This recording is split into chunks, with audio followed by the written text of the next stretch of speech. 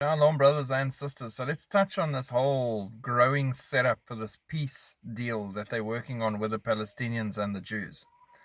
Blinken, peace deal with Saudi Arabia must include Palestinian statehood. The U.S. Secretary of State was interviewed by the Pod Save the World podcast, saying that normalization between Israel and Saudi must necessarily include a peace deal with the Palestinians and the establishment of a Palestinian state. Blinken said during the podcast that for the deal with the Saudis to move forward, Israel and the Palestinians must resolve their differences, as if that'll ever happen, with the result being a two-state solution. The Secretary of State added he believes the Saudis have made the demand clear to Israel as well. Right, so you really need a big intervention for that to happen.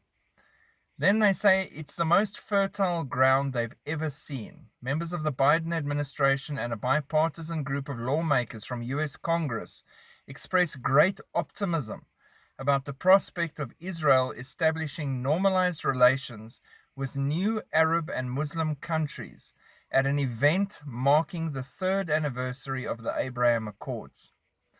Rep. Dean Phillips, who traveled to Israel and Saudi earlier this month, said the prospects for peace between the two countries was the most fertile ground I've ever seen in my lifetime. The time is right, Phillips said. Not only is it possible, it is necessary. I've never been so inspired, so hopeful, and so grateful in my entire life.